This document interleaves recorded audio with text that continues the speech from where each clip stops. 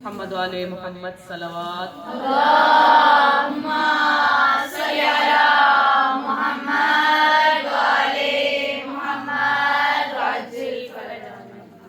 اعوذ باللہ من الشیطان اللعین الرجیم بسم اللہ الرحمن الرحیم السلام علی المہدی الذی یملأ الارض عدلا وقسطا کما ملئت ظلما وجورا افوض امری الی اللہ ان اللہ بصیر بالعباد. صلوات پڑھیں. اللہم صلی علی محمد وعلی محمد وعجل فرجهم اجمعین. نہج البلاغہ جیسی عظیم کتاب کے بارے میں گفتگو کرنے کا شرف حاصل ہو رہا ہے، اور یقیناً یہ وہ کتاب ہے جو معرفت الہی کے اعلیٰ ترین درجے پر پہنچنے کے لیے ایک سیڑھی، ایک وسیلے کا کام انجام دیتی ہے. یہ کتاب خود مولا کائنات نے بھی فرمایا ہے، ما للہ آیت اکرم منی، میں اللہ تک پہنچنے کے لیے یا اللہ کی معرفت حاصل کرنے کے لیے مجھ سے بڑھ کر کائنات میں کوئی اللہ کی نشانی نہیں ہے. یعنی اگر اللہ تک پہنچنا ہے تو علی کے در پہ جانا پڑے گا. زمانہ گزرنے کے ساتھ ساتھ کوئی بھی چیز ہو وہ پرانی ہو جاتی ہے.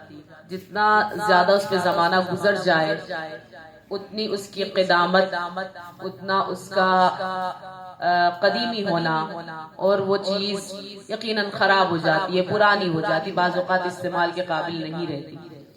لیکن کیا کہنے نہج البلاغہ کے کہ جیسے جیسے زمانہ گزر رہا ہے اور زمانے کی گرد اس کتاب پہ پڑ رہی ہے، وہ گرد اس کو میلا نہیں ہونے دے رہی، وہ گرد اس کتاب کو پرانا نہیں ہونے دے رہی، بلکہ زمانہ گزرنے کے ساتھ ساتھ اس کی جدت میں، اس کے نئے پن میں اور زیادہ اضافہ ہو رہا ہے. اسی لیے ایک کرسچن سکولر نے کہا تھا کہ اگر آج علی زندہ ہو کر آ جائے، بالفرض زندہ ہو کر آ جائے مولا کائنات، اور وہ خطیب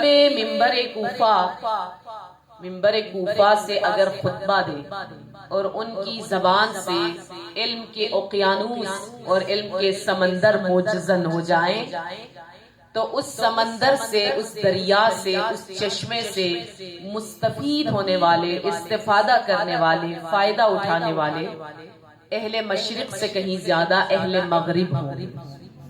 یعنی شاید ایشیا کے لوگ اتنے نہیں ہوں گے اگر بالفرض علی زندہ ہو کر آگے، شاید پاکستان کے لوگ، شاید ایران عراق کے لوگ اتنے نہیں ہوں گے جتنا باہر ممالک کے جیسے امریکہ ہے، کینیڈا ہے، انگلینڈ ہے، جس کو آپ مغربی ممالک کہتے ہیں، وہاں کے لوگ علی کی شاگردی میں زیادہ آ کر بیٹھے ہیں. کیوں؟ اس لیے کہ ہم نے سمجھا ہے کہ مولا متقیان نے اپنی اس کتاب میں نہج البلاغہ میں علم کے کون سے دریا اور سمندر بہائے ہیں. اہل مشرق نے وہ معرفت حاصل نہیں معلوم، ان کو اتنا پڑھتے نہیں ہیں، اتنا سمجھتے نہیں ہیں، اتنا اس کتاب سے قریب نہیں ہے. بہت سے ہمارے گھر ایسے ہیں جس میں جہاں پر ممکن ہے نہج البلاغہ موجود ہی نہ ہو.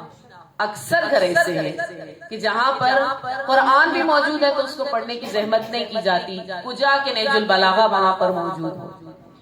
نہج البلاغہ جیسی عظیم کتاب اللہ تک پہنچنے کے لیے ایک بہترین وسیلہ ہے. آج نہج البلاغہ کے کلمات قصار میں سے جس حکمت اور جس حدیث کا انتخاب ہوا ہے وہ حکمت نمبر 54 ہے، 54، جس میں امیر المؤمنین، امیر بیان مولا متقیان ارشاد فرماتے ہیں، لا غنا کالعقل ولا فقر کالجہل ولا میراث کالادب ولا ظہیرہ کالمشاورہ. جنہوں نے نہج البلاغہ پڑھی ہے ان کو پتا ہے یہ حدیث کتنی خوبصورت حدیث ہے جو نہج البلاغہ کے اندر موجود ہے. سب سے پہلا جملہ یہ دیکھیں کتنا پیارا ہے کہ مولا فرماتے ہیں لا غنا کالعقل. ممکن ہے آپ کے پاس بہت دولت ہو، ممکن ہے آپ کے پاس بہت پراپرٹی ہو، ممکن ہے آپ کے پاس بہت سونا چاندی ہیرے جواہرات بہت کچھ ہو، لیکن علی جیسے امام کہہ رہے ہیں لا غنا کالعقل. کوئی بھی غنا، کوئی بھی ثروت، کوئی بھی مال، کوئی بھی دولت عقل سے بڑھ کر نہیں. جس کو خدا نے عقل جیسی نعمت سے نوازا ہے وہ دنیا کا امیر ترین بندہ ہے. جو عاقل انسان ہے وہ حقیقت میں دنیا کا امیر ترین بندہ ہے. عقل ایسی چیز ہے کہ اہل جہنم جب جہنم میں جائیں گے وہ اسی بات پہ افسوس کریں گے کہ ہم نے تعقل کیوں نہیں کیا، ہم نے اپنے عقل کو استعمال کیوں نہیں کیا، ہم نے سوچا کیوں نہیں، ہم نے سمجھا کیوں نہیں، ہم نے تدبر کیوں نہیں کیا. اب سورہ واقعہ میں پڑھتے ہیں نا لو کننا نسمع او نعقل ما کننا فی من اصحاب السعیر، کہ اگر ہم سن لیتے، حق کی باتیں سن لیتے اور اس میں تعقل کرتے، اس کو سوچتے سمجھتے تو ہم اصحاب سعیر میں سے نہ ہوتے، ہم اہل جہنم نہ ہوتے. آج ہم اس مقام تک اگر پہنچے ہیں تو اپنی بے عقلی کی وجہ سے پہنچے ہیں. عقل جیسی نعمت اور عقل کا جو کلمہ ہے، جو لفظ ہے، وہ قرآن کریم میں 50 جگہوں پر آیا ہے. 50 جگہوں پر رب ذوالجلال نے عقل کا لفظ مختلف صیغوں کے ذریعے تعقلون یا عقلون مختلف جو صیغے ہیں اگر ہم گنے کل قرآن میں کتنے ہیں تو وہ 50 کے قریب ہیں. بہت ساری روایات، بہت سارے واقعات، بہت ساری احادیث، بہت ساری آیات عقل کے بارے میں موجود ہیں. چند ایک میں یہاں پر عقل کے حوالے سے بیان کرنا چاہتی ہوں کہ امیر المؤمنین کا ہی فرمان ہے عقل کے بارے میں کہ مولا فرماتے ہیں پروردگار عالم کسی بھی انسان کو عقل نہیں دیتا مگر یہ کہ کسی نہ کسی دن اس عقل کی بدولت اس شخص کو نجات مل جاتی ہے، اس کو نجات مل جاتی ہے. عقل دیتا ہے تو اس کا انجام نجات کے سوا کچھ نہیں. یا دوسری جگہ پر یہ حدیث اصول کافی میں بھی ہے، ہماری طالبات نے انشاءاللہ پڑھی ہوگی، جہاں پر ہمارے 5ویں امام محمد باقر علیہ الصلوۃ والسلام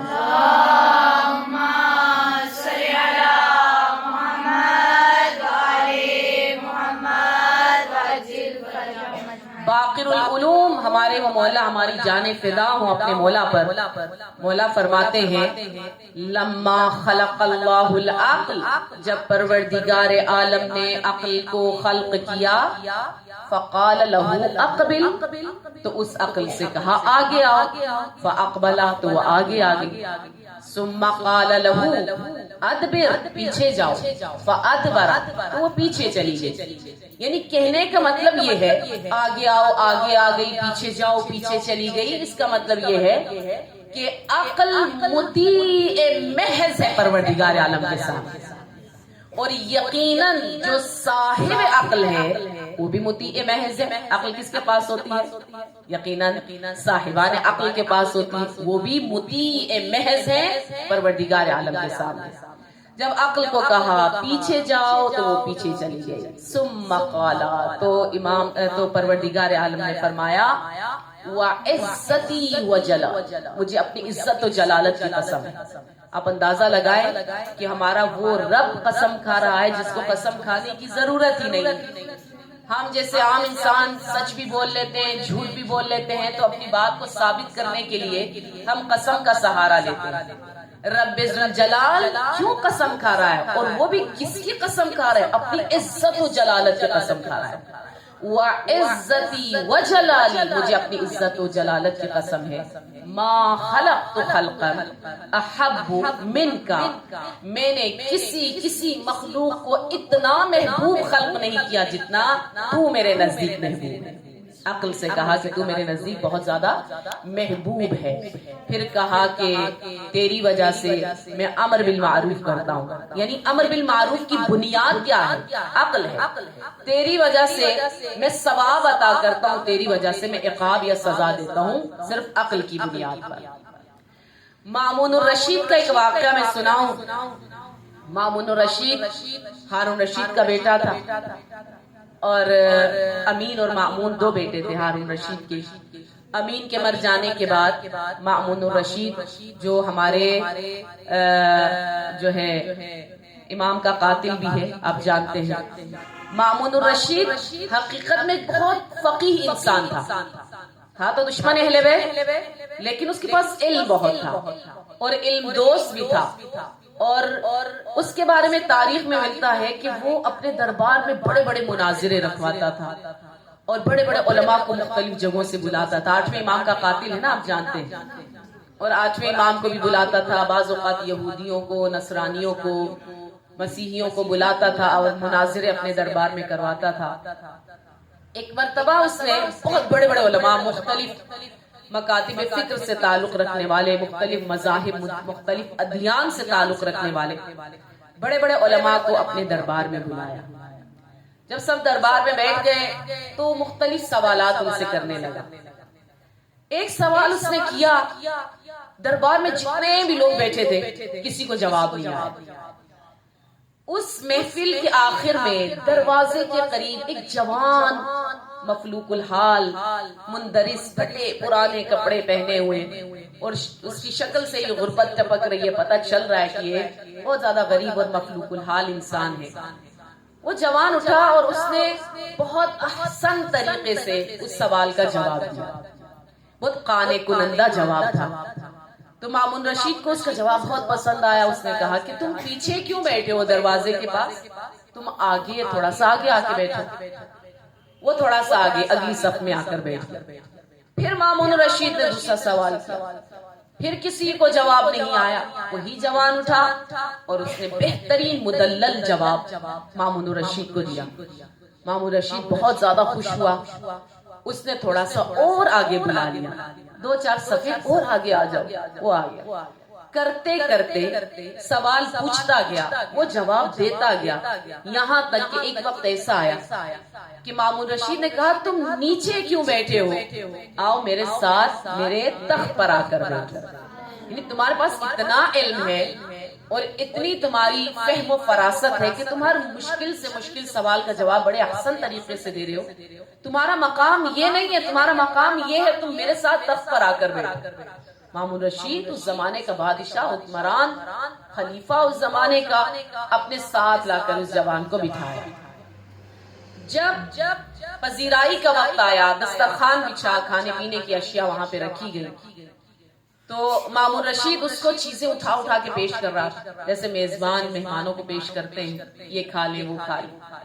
پیش کرتے کرتے آخر میں مامون رشید نے ایک شراب کا جام اٹھایا اور جوان کو پیش کیا، یہ شراب پی لو، یہ بہترین شراب، اس کا ذائقہ بہت اچھا ہے۔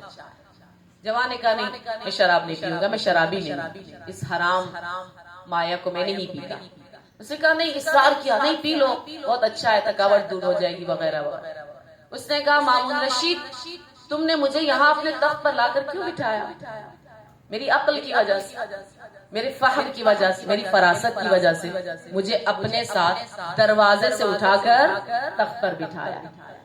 اب تم چاہتے ہو میں ایسی چیز پی لوں جو میری عقل کو زائل کر دے؟ یعنی میرا جو مقام ہے، جو میرا مرتبہ اس وقت ہے، تمام بڑے بڑے علماء نیچے بیٹھے ہیں، تم نے مجھے اٹھا کر اوپر بٹھا دیا، خلیفہ کے پاس بیٹھا ہوں، بادشاہ کے پاس بیٹھا ہوں، میرا یہ مقام، یہ میری منزلت میری عقل کی وجہ سے ہے، تم چاہتے ہو میں ایسی چیز پی لوں جو میری عقل کو زائل کر دے؟ شراب کیا کرتے، عقل کو زائل کر دے۔ تو اس نے اس چیز کو پینے سے انکار کر دیا۔ عقل اتنی بڑی نعمت ہے، اسی لیے جب ایک شخص آیا نا امام کے پاس اور آ کر کہا مولا میرا ایک ہمسا آیا ہے، بڑا نمازی، روزہ دار، پرہیزگار، بہت زیادہ عبادت گزار، بہت زیادہ متقی، بہت زیادہ زاہد و عابد و بہت زیادہ اس نے اس کی خصوصیات بیان۔ امام نے فرمایا یہ بتاؤ اس کی عقل کیسی ہے، کتنا عاقل ہے؟ مولا عاقل تو بہت زیادہ نہیں، تھوڑا سا بے وقوفی ہے، عبادتیں بہت ہیں، نمازیں بہت ہیں، روزے بہت ہیں، مناجاتیں بہت ہیں، لیکن اتنا عاقل انسان نہیں، جیسے ہم کہتے ہیں بہت ذہین و فطین انسان وہ نہیں۔ امام نے فرمایا کوئی فائدہ نہیں، انسان کے درجات کی بلندی اس کے عقل کی وجہ سے ہوتی ہے. جتنا وہ عاقل انسان ہوتا ہے اتنے اس کے آخرت میں درجات بلند ہوتے ہیں. پھر امیر المومنین کا فرمان ہے العقل غریزۃ ترید بالعلم والتجارب. عقل ایسا غریزہ ہے، عقل ایسی ایک نعمت ہے، عقل ایسی ایک صفت ہے انسان کے اندر کہ اگر اس میں اضافہ ہو سکتا ہے تو علم کے ذریعے اور تجربے کے ذریعے. ایک درخت بھی ہو اس کی آبیاری کے لیے، اس کو بڑھانے کے لیے کوئی نہ کوئی زحمت تو اٹھانی پڑتی ہے، اس کو پانی دینا پڑتا ہے، اس کو کھاد دینی پڑتی ہے، اس کی دیکھ بھال کرنی پڑتی، تبھی تو وہ بڑھتا ہے. آپ کے لیے خود بخود بڑھنا شروع ہو جائے گا تو وہ خشک ہو جائے گا، ختم ہو جائے گا. ہر چیز کو دیکھ بھال کی ضرورت ہوتی ہے، ہر چیز کو بہتر بنانے کے لیے محنت اور کوشش کی ضرورت ہوتی ہے. اگر عقل میں اضافہ چاہتے ہیں، اگر عقل کو بڑھانا چاہتے ہیں، اگر زیادہ عاقل اور ذہین و فطین ہونا چاہتے ہیں تو دو چیزوں کے ذریعے سے ہو سکتے ہیں. ایک علم کے ذریعے، ایک تجربے کے ذریعے سے انسان کی عقل میں اضافہ ہو جاتا ہے. یہ بھی امیر المؤمنین کا فرمان. آئیے روایات کی روح سے دیکھتے ہیں کہ عاقل کی صفات کیا ہیں، اور یہ صفات سننے کے بعد انشاءاللہ ہم سب اپنے اپنے گریبانوں میں جان کر دیکھیں گے کہ یہ صفات ہمارے اندر موجود ہیں یا نہیں. انشاءاللہ کہ موجود ہیں. پھر بھی تھوڑا سا محاسبہ نفس کرنے کی ضرورت ہے، دیکھنے کی ضرورت ہے. اگر نہیں ہے خدا نخواستہ تو ہم اپنے اندر ان صفات کو پیدا کرنے کی کوشش کریں. صفت العاقل، یہ رسول خدا حضرت محمد مصطفیٰ صلی اللہ علیہ وآلہ وسلم کا فرمان ہے.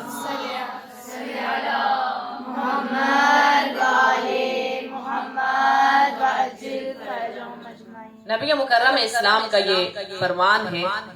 نبی فرماتے ہیں صفت العاقل، عاقل کی صفات یہ ان یحلم عمن جہل علیہ، جو اس کے ساتھ جہالت سے پیش آتا ہے، جو اس کے ساتھ برائی کرتا ہے، جو اس کے ساتھ لڑائی جھگڑا کرتا ہے، جو اس کے ساتھ بدزبانی کرتا ہے، وہ اس کے ساتھ کیا کرے؟ حلم کے ساتھ، بردباری کے ساتھ، ادب کے ساتھ، بہت زیادہ تمیز کے ساتھ، بہت زیادہ بہترین طریقے سے اس کے ساتھ پیش آئے تو یہ عاقل کی صفت ہے. ورنہ اگر ہم نے جاہل کی جہالت کا جواب ہم نے بھی جہالت سے دیا تو پھر ہم میں اور اس میں کیا فرق رہ جائے گا؟ ہاں، آپ تو اہل علم ہیں، آپ تو پڑھ رہے ہیں، آپ تو ماشاءاللہ دین کی تعلیم حاصل کر رہے ہیں. گھر جانے کے بعد، اپنے معاشرے میں لوٹ جانے کے بعد، اپنے اپنے علاقوں میں، اپنے اپنے شہروں میں جانے کے بعد اگر فرض کریں کسی جاہل سے ٹکراؤ ہوتا ہے اور وہ جہالت کی وجہ سے آپ کا دل دکھا دیتا ہے، تو اگر آپ عاقل ہیں تو جہالت کا جواب جہالت سے نہیں دیں گے، بلکہ کیا کریں گے؟ علم و بردباری کے ساتھ دیں گے. یقیناً یہ ایک بہت مشکل عمل ہے کہ سامنے والا آپ کو برا کہتا چلا جا رہا ہے، سامنے والا آپ کا دل دکھاتا چلا جا رہا ہے، سامنے والا آپ کی حق تلفی کرتا چلا جا رہا ہے، اور آپ بہت زیادہ برداشت اور صبر سے کام لیں. مشکل ترین امر ہے، لیکن یقیناً اس مشکل مرحلے سے گزر جانے کے بعد پروردگار عالم جو مرتبہ اور مقام عطا کرنے والا ہے وہ بھی مرتبہ کم نہیں ہے، وہ درجہ بھی پھر کم نہیں ہے. یہ ایک صفت ہے. دوسری صفت رسول خدا فرماتے ہیں وَيَتَجَاوَزُ عَمَّنْ ظَلَمَ، جس نے آپ پر ظلم کیا ہے اگر وہ واقعا شرمندہ ہے تو آپ اس کو معاف کر دیں. ہر چیز کی، کل بھی میں نے بیان کیا نا، چیز کی ایک زکوٰۃ ہے، اور قدرت کی زکوٰۃ کیا ہے؟ معاف کر دینا. یعنی آپ کے پاس قدرت ہے، آپ کے پاس طاقت ہے، آپ بدلہ لے سکتے ہیں، آپ سامنے والے کے ساتھ اس سے بھی برا سلوک کر سکتے ہیں جیسا سلوک اس نے آپ کے ساتھ کیا ہے. لیکن اگر اپنی طاقت و قوت کی زکوٰۃ دینا چاہتے ہیں تو وہ عفو ہے، وہ درگزر ہے، وہ معاف کر دینا ہے. نبی فرماتے عاقل ترین انسان وہ ہے کہ اس بندے کو معاف کر دے جس نے اس پر ظلم کیا ہے. جس نے آپ کے ساتھ کچھ کیا ہی نہیں، اس کو معاف کرنے کا کیا سوال ہے؟ معافی تو وہیں پر ہے جہاں کسی نے آپ کے ساتھ کچھ غلط کیا ہے. اور یہ ہمارے ائمہ کی سیرت ہے. آپ جانتے ہیں بڑے سے بڑا دشمن آ جاتا ہے تو معاف کر دیتے ہیں. یہاں تک کہ کربلا کے واقعے کے بعد ایک شخص آیا نا امام سید الساجدین کی خدمت میں، اور امام نے اس کی بڑی خدمت کی، کھلایا پلایا سب کچھ. تو پھر اس نے کہا کہ آپ اتنی خدمت میری کر رہے ہیں، شاید آپ نے مجھے پہچانا ہے. مولا نے فرمایا کیسے ممکن ہے؟ میں اپنے بھائی علی اکبر کے قاتل کو نہ پہچانا ہے لیکن معاف کر دیا ہے. معاف کیا مطلب ان کی معافی تو ہے ہی نہیں آخرت میں، اسفل السافلین ان کا مقام. لیکن امام کی یہ سیرت ہے کہ امام نے کیا کیا؟ امام نے اس کو، چونکہ وہ مہمان تھا اور امام میزبان تھے، اور وہ کتنی مہمان نواز ہستیاں ہیں کہ اگر قاتل بھی آ جاتا ہے تو اس کی بھی مہمان نوازی کر رہے ہیں. یہ مہینہ امیر المومنین کی شہادت کا مہینہ ہے. ابھی آپ مصائب میں سنیں گے شہادت کے ایام کہ مولا نے فرمایا تھا ابن ملجم کو شربت پلایا جائے، اس کی پیاس کو بجھایا جائے. اتنا بڑا ظرف ہمارا نہیں ہو سکتا کہ جس نے ہم پر ظلم کیا، یہاں تک ہماری جان لے لی، قاتل ہے امام کا، اسی ضربت سے تو امام کی شہادت ہوئی. لیکن جب وہ آئے تو امام نے فرمایا اس کو شربت پلاؤ، یہ پیاسا ہے. تو وہ شخص عاقل ہے جو اس کو معاف کر دے جس نے اس کے اوپر ظلم کیا ہے. وَيَتَوَاضَعُ لِمَنْ هُوَ دُونَهُ، جو اس سے کمتر ہے اس کی تواضع کرے. جو برتر ہے اس کی تو تواضع کرتے ہی. فرض کریں صدر آ جائے، وزیر اعظم آ جائے، کوئی بڑا آ جائے، دادا آ جائے، دادی آ جائے، ان کی تو تواضع ہم کرتے ہی ہیں. لیکن عاقل وہ ہے جو خود سے کمتر مقام رکھنے والوں کی بھی تواضع اور احترام کرتا ہے. یہ نہیں دیکھتا کہ اس کا مال مجھ سے کم ہے، یہ نہیں دیکھتا اس کا علم مجھ سے کم ہے، یہ نہیں دیکھتا اس کا حسن مجھ سے کم ہے. فرض کرے جیسے دنیا میں ہوتا ہے اس کا خاندان میرے خاندان سے کمتر ہے، نہیں، کسی چیز کو نہیں دیکھتا. انسان ہے، بنی آدم ہے، اشرف المخلوقات ہے، اس کی تواضع کرے، احترام کرے. نبی کتنا احترام کیا کرتے تھے. نبی مکرم اسلام جب مسجد میں بیٹھے ہوتے تھے، کوئی آ جاتا تھا نبی کی خدمت میں، نبی تھوڑا سا سائڈ پہ ہو کے اس کو جگہ دیتے. آنے والا کہتا تھا یا رسول اللہ اتنی بڑی مسجد، اتنی جگہ خالی ہے، آپ کو اپنی جگہ خالی کرنے کی ضرورت نہیں تھی، یا آپ کو اسی طرف جانے کی ضرورت نہیں تھی، میں اس خالی جگہ پہ بیٹھ جاتا.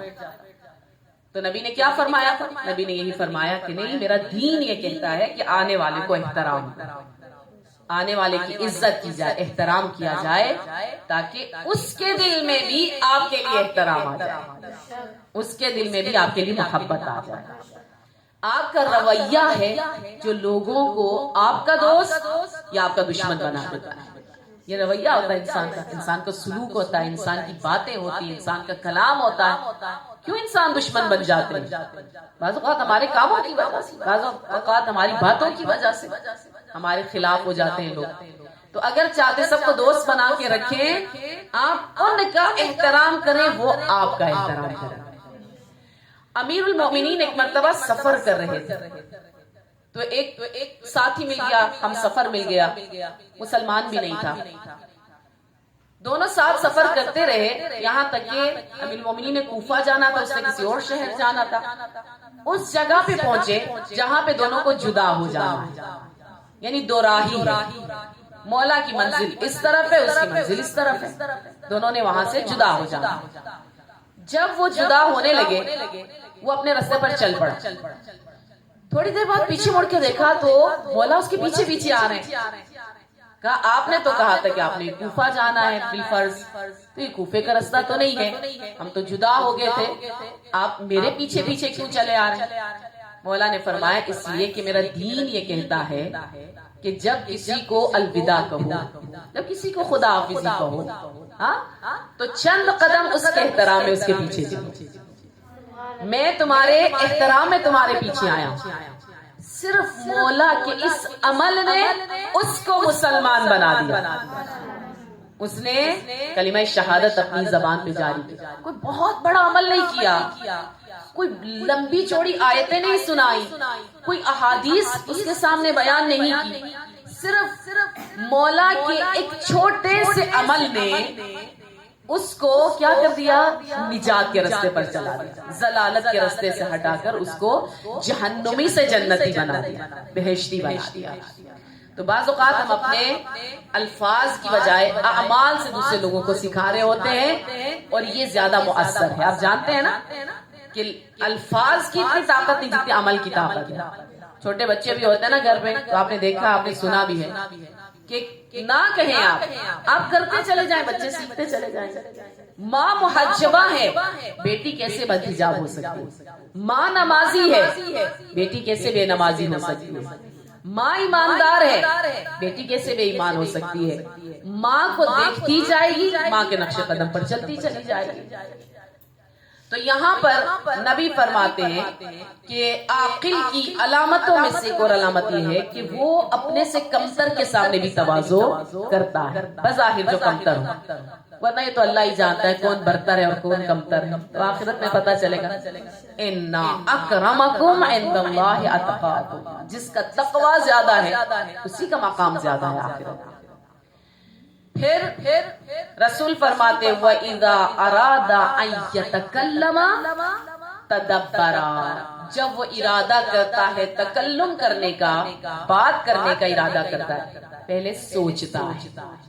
مولا کیا فرما رہے ہیں نا نہج البلاغہ میں کہ عاقل کی کیا ہے، عاقل کا دل، اس کی زبان جو ہے دل کے پیچھے ہے،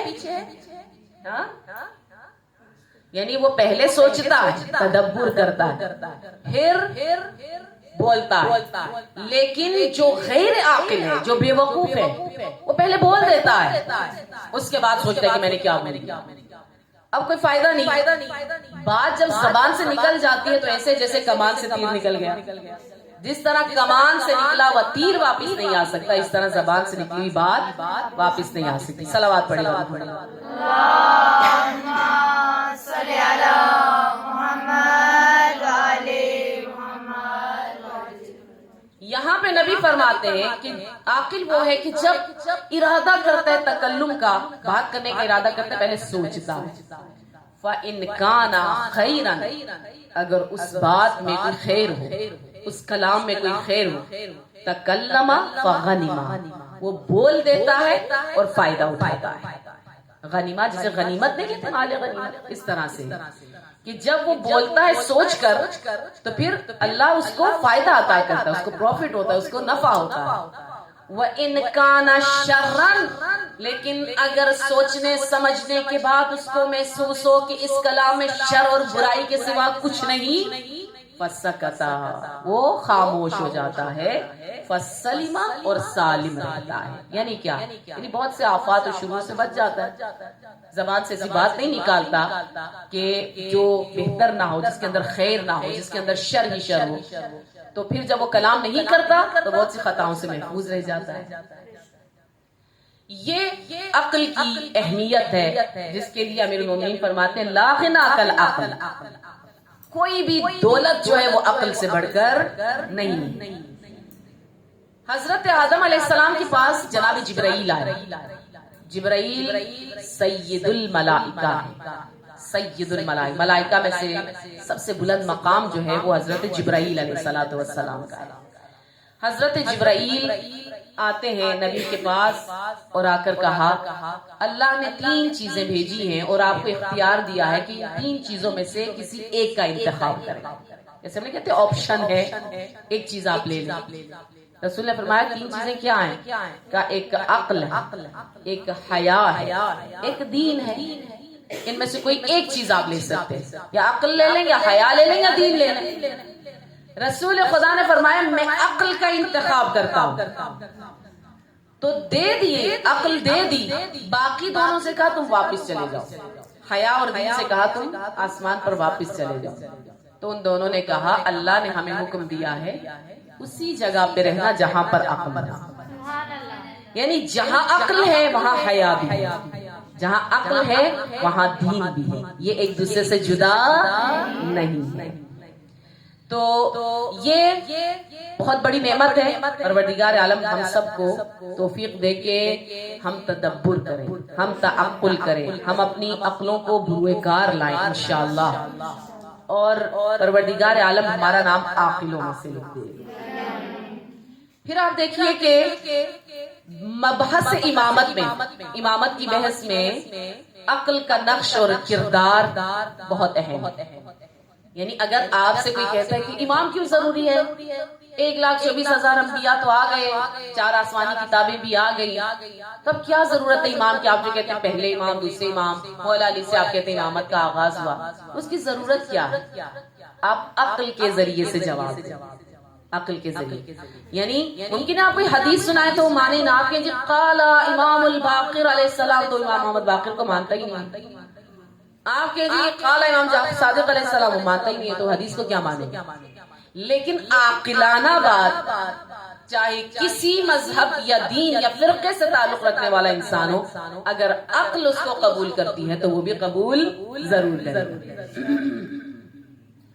بحث امامت میں عقلی دلیل کیا ہے؟ اگر ہم ثابت کرنا چاہیں کہ نبوت کے بعد، انبیاء کی نبوتوں کے بعد امامت کا سلسلہ شروع ہوا، تو اس کی عقلی دلیل یہ ہے کہ کیسے ممکن ہے وہ پیغمبر خدا جنہوں نے 23 سال اتنی زحمتیں اٹھانے کے بعد جس دین کو پھیلایا، اور آخر میں خدا نے کہا الیوم اکملت لکم دینکم واتممت علیکم نعمتی ورضیت لکم الاسلام دینا، کیسے ممکن ہے کہ اتنی زحمتوں کے بعد، اتنی اذیتیں اٹھانے کے بعد، کیونکہ نبی نے فرمایا ما اوذی نبیا کما اوذیت، کسی نبی کو اتنی اذیت نہیں دی گئی جتنی مجھ نبی کو دی گئی۔ حالانکہ حضرت نوح کی زندگی 2500 سال تھی، جن میں سے 950 سال انہوں نے تبلیغ کی، وہ بہت لمبا عرصہ تھا، لیکن ہمارے نبی فرماتے ہیں اتنی اذیت شاید جناب نوح کو بھی نہیں دی گئی جتنی مجھ پیغمبر آخر الزمان کو دی گئی۔ اب بہترین دلیل عقلی یہ ہے کہ وہ دین جس کو اتنی زحمتوں کے بعد نبی مکرم اسلام نے پھیلایا، کیسے ممکن ہے دنیا سے جاتے جاتے اس دین کو لاوارث چھوڑ کر چلے جائیں؟ سب سے بڑی عقلی دلیل یہ ہے کہ دین لانا، دین پھیلانا پھر بھی آسان ہے، دین کو بچانا مشکل ہے۔ تو اس دین کو بچانے کے لیے امام کی امامت کی ضرورت ہے، ایک رہبر کی ضرورت ہے، ایک پیشوا کی ضرورت ہے۔ درود پڑھیے محمد والے۔ اللہم صلی علی محمد وآلِ محمد وعجل فرج محمد۔ یہ بہترین عقلی دلیل ہے اگر آپ ائمہ کی امامت کو عقلی طور پر ثابت کرنا چاہیں، روایات کی روح سے نہیں، احادیث کی روح سے نہیں۔ آئیے دیکھتے ہیں کہ کون سی چیزیں ہیں جو انسان کی عقل پر پردے ڈال دیتی ہیں۔ مختصر بیان کروں گی، وقت کم ہے۔ کون سی ایسی چیزیں ہیں جو انسان کی عقل کو کم کر دیتی ہیں، یا انسان عقل ہونے کے باوجود سوچنے سمجھنے کی صلاحیت اس کی مفلوج ہو جاتی ہے، وہ کون سی چیزیں ہیں؟ سب سے پہلی چیز روایت کے الفاظ ہیں، ہوائے نفس، انسان کی شہوت، انسان کا نفس۔ ہم جو کہتے ہیں ہمارا دل یہ چاہتا ہے، ہمارا دل وہ چاہتا ہے، یہ کھا لیں، وہ کر لیں، یہ پی لیں، یہ دیکھ لیں، یہ سن لیں، یہ بول لیں، یہی تو نفس ہے۔ آپ جو کہتے ہیں نا دل چاہتا ہے، وہی نفس ہے۔ جب دل چاہنے والی چیزوں پر ہم نے پیر رکھ دیا، جب اس کو سرکوب کر دیا، جب اس کو مار دیا، جب اس کو خاموش کر دیا، تو آپ جہاد اکبر میں فاتح کہلائیں گے۔ یعنی اتنے بڑے جہاد میں آپ کو فتح نصیب ہوئی۔ ہوائے نفس ہے جو انسان کی عقل پر پردے ڈال دیتی ہے۔ آفت العقل الہوا، خود امیر المومنین نے فرمایا ہر چیز کے لیے ایک آفت ہوتی ہے، ہر چیز کے لیے خطرے کی باعث کوئی چیز ہوتی ہے۔ فصل ہے، فرض کریں کیڑے حملہ کر دیں، فصل تباہ ہو جاتی ہے۔ لکڑی ہے، دیمک لگ جائے، لکڑی تباہ ہو جاتی ہے۔ ہماری جگہ ہے، سیلاب آ جائے، خدا نخواستہ زلزلہ آ جائے، بہت سارا نقصان ہو جاتا ہے۔ ہر چیز کے لیے اللہ نے ایک آفت قرار دی۔ عقل کی آفت انسان کی خواہشات نفسانی جو اس کی عقل پر پردے ڈال دے. اسی لیے جب ہارون رشید مدینے آیا اور قبر رسول پر گیا، روضہ رسول پر گیا، تو وہ کھڑے ہو کر سلام کر رہا تھا اور کہہ رہا تھا السلام علیکہ یا رسول اللہ، السلام علیکہ یا ابن عم، میرے چچا کے بیٹے آپ پر میرا سلام. یعنی رسول خدا کے ساتھ ایک رشتہ داری کو لوگوں کے سامنے ظاہر کرنا چاہتا تھا، کیونکہ پیچھے سے رشتہ داری بنتی بھی ہے، بنی عباس کے ساتھ رشتہ داری ہے بھی. تو اس نے آ کر کہا السلام علیکہ یا رسول اللہ، السلام علیکہ یا ابن عم، میرے چچا کے بیٹے آپ پر میرا سلام. امام موسیٰ بن جعفر ہمارے ساتویں امام تھوڑا سا پیچھے کھڑے، چند قدم آگے آئے اور آ کر کہا السلام علیکہ یا رسول اللہ، السلام علیکہ یا ابتا، میرے بابا جان آپ پر میرا سلام. اس نے مڑ کے دیکھا اور کہا کیا دلیل ہے آپ کے پاس کہ آپ خود کو فرزند رسول کہہ رہے ہیں؟ تو امام نے فرمایا بہت ساری آیات ہیں، ان میں سے ایک آیت وہی آئے مباہلہ ہے، قل تعالوا ندعو ابناءنا وابناءکم ونساءنا ونساءکم وانفسنا وانفسکم. تم بتاؤ کہ رسول ابناءنا و ابناءکم کے طور پر، ابناءنا کے طور پر کس کو لے کر گئے تھے؟ امام حسن امام حسین، میرے جد کو لے کر گئے، تو رسول میرے بابا ہوئے. آپ جانتے ہیں کہ ہر امام نے جد اتنا نہیں کہا جتنا ابتا کہا، جتنا بابا جان کہا. اب یہ ہارون رشید کہتا ہے، لوگوں کی طرف مڑ کے کہتا ہے ہوا امام القلوب وَأَنَا إِمَامُ الْجُسُومِ. تم جانتے ہو یہ کون ہے؟ جو اس کے ساتھی تو اس کے ہمراہ لوگ تھے، ان سے کہا تم جانتے ہو یہ کون ہے؟ کہا کون ہے؟ کہا وہ دلوں کا امام ہے، میں جسموں کا امام. یعنی بظاہر لوگ میرے کنٹرول میں ہیں، لیکن لوگوں کے دلوں پر حکومت ان کی ہے. ہوا امام القلوب وَأَنَا إِمَامُ الْجُسُومِ. جب اس نے جملہ کہا تو اس کا اپنا بیٹا ساتھ، اس نے کہا اگر آپ جانتے ہیں کہ ان کی عظمت اتنی زیادہ ہے اور آپ جانتے بھی ہیں کہ خلافت جس پر آپ قابض ہیں اصل میں ان کا حق ہے، تو آپ یہ خلافت ان کو دے کیوں نہیں دیتے، یا ان کے حق کو ان کو واپس کیوں نہیں کر دیتے؟ تو ایک جملہ کہا اس نے ہارون رشید کا، بیٹے یہ تو پھر بھی فرض کریں کہ اتنا قریبی رشتہ نہیں ہے ان کے ساتھ میرا جتنا تمہارے ساتھ ہے. اگر تم بھی میرے اور خلافت کے بیچ میں آ جاؤ تو میں تمہارا سر بھی تن سے جدا کر دوں. یہ مال دنیا ہے، یہ حکومت دنیا ہے، یہ حب دنیا ہے جو انسان کو حقیقت کو ماننے سے بھی اس کو جو ہے نا مفلوج جتنا کر دیتی کہ وہ حقیقت کو بھی نہیں مانتا. اپنی آنکھوں سے دیکھ رہا ہے، جانتا ہے، علم بھی ہے، اس کے باوجود حق کو تسلیم نہیں کرتا ہے.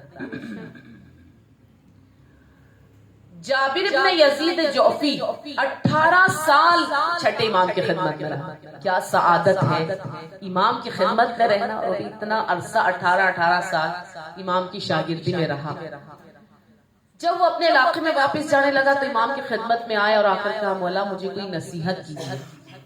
مولا نے فرمایا جابر تمہاری تو دفتر جو ہے، تمہارے رجسٹر جو ہے، تمہارے پاس جو کاغذ ہیں وہ تو ہماری حدیثوں سے بھرے ہوئے ہیں. 30,000 سے زیادہ اس نے حدیثیں لکھی ہوئی تھی امام کی، وہ تو ہمارے کلام سے، ہماری احادیث سے تمہارے دفتر بھرے ہوئے ہیں، اور پھر تم آئے ہو یہ کہنے کے لیے کہ مجھے کوئی نصیحت کرے. وہ ساری نصیحتیں ہی ہیں. کہا نہیں مولا میرا دل چاہتا ہے وقت آخر، یعنی جب میں ودا کے لیے آیا ہوں، ممکن ہے آپ کی خدمت میں دوبارہ پہنچوں یا نہ پہنچوں، میں چاہتا ہوں کوئی بہترین نصیحت جو میری دنیا و آخرت دونوں میں کام آ جائے، کوئی ایسی نصیحت کیجیے. اب بہت ساری نصیحتیں ہو سکتی تھی، لیکن ان تمام نصیحتوں میں سے یقیناً امام نے کسی بہترین نصیحت کا ہی انتخاب کیا ہوگا، کیونکہ وقت زیادہ نہیں، ایک چھوٹی نصیحت کرنی اور جامع کرنی، مختصر ہو جامع، جس میں تمام چیزیں آ جائیں. امام نے فرمایا اپنی ہوائے نفس کی ہمیشہ مخالفت کرنا. چھٹے امام ارشاد فرما رہے، اور وہ بھی اپنے اس شاگرد کو جس نے 30 ہزار احادیث لکھ رکھی ہیں، جو 18 سال امام کی خدمت میں رہا ہے. تو یقیناً وقت آخر اگر کوئی امام نصیحت کر رہے ہیں تو بہت ہی زیادہ اہمیت کی حامل نصیحت، امام وقت اس وقت فرما رہے ہیں. امام نے فرمایا اپنی خواہشات نفسانی کی کبھی بھی پیروی نہ کرنا. عمر سعد کے بارے میں شاید آپ نے سن رکھا ہو. کربلا میں بہت دفعہ امام حسین علیہ السلام نے کہا باز آ جاؤ باز آ جاؤ، چھوڑ دو یہ کام، میرے خون سے اپنے ہاتھوں کو رنگین نہ کرو. لیکن اسے کیا کہا تھا؟ کہا تھا یزید نے مجھے رئی کی حکومت دینے کا وعدہ کیا ہے، اس لیے مجھے سیدہ شباب اہل الجنہ کے مصداق حسین کو قتل کرنا ہے. اللہ اکبر. بعض اوقات انسان کی خواہشات نفسانی اس کو اتنی پستی میں لے جاتی ہے کہ اس کو یہ بھی نہیں پتا چلتا کہ میرے سامنے کھڑا ہوا ایک عام انسان ہے یا وقت کا امام ہے. اس کے لیے صرف وہی دولت سب کچھ ہے، اس کے لیے وہی حکومت سب کچھ ہے، اس کے لیے وہی طاقت سب کچھ ہے جو ہمارے ساتھ نے کہا. تو پہلی چیز جو انسان کی عقل پہ پردے ڈال دیتی ہے مختصر. دوسری چیز بیان کروں، بہت زیادہ لمبی آرزوئیں انسان کی عقل کو مفلوج کر دیتی ہیں اور انسان کی عقل پہ پردے ڈل جاتے ہیں. جیسے کہ مولا نے فرمایا ہے کثرت الامانی من فساد العقل، زیادہ خواہشات، زیادہ آرزویں، یہ بھی مل جائے وہ بھی مل جائے، یہ بھی کر لے وہ بھی کر لے وغیرہ وغیرہ وغیرہ، یہ ساری جو لمبی لمبی آرزویں ہیں یہ انسان کی عقل کو فاسد کر دیتی ہیں. تکبر انسان کی عقل کو فاسد کر دیتا ہے. غضب، غصہ انسان کی عقل پہ پردے ڈال دیتا ہے. آپ دیکھتے ہیں نا کہ جب غصہ آتا ہے کچھ بھی بول دیتا ہے، جب غصہ آتا ہے کچھ بھی کر بیٹھتا ہے، لیکن جب غصہ ٹھنڈا ہوتا ہے سوچتا ہے کہ تو ہو میں نے غلط کیا. ہاں، اس لیے کہ وہ غضب جو ہے وہ پردہ بن کے عقل کے سامنے آ جاتا ہے. پروردگار عالم ہم سب کو توفیق عنایت فرمائے کہ ہم امیر المؤمنین کے ان بہترین فرامین کو نہج البلاغہ سے پڑھے اور اس پر عمل بھی کریں. رب ذوالجلال ہم سب کو اپنے دین کے بارے میں، اللہ کی بہترین کتاب قرآن کریم کے بارے میں اور احادیث معصومین کے بارے میں تعقل اور تدبر کرنے کی توفیق عنایت فرمائے. پروردگار عالم ہم سب کو اس ماہ مبارک رمضان میں صحیح معنوں میں روزہ رکھنے کی توفیق عطا فرمائے. ممکن ہے روزہ ہم سب نے رکھا ہو لیکن وہ اللہ کی درگاہ میں قبول نہ ہو رہا ہو. ایسا روزہ رکھنے کی توفیق عنایت فرمائے کہ جو درگاہ الہی میں بطور احسن قبول ہو جائے. والسلام علیکم ورحمۃ اللہ وبرکاتہ. بر محمد وآل محمد صلوات.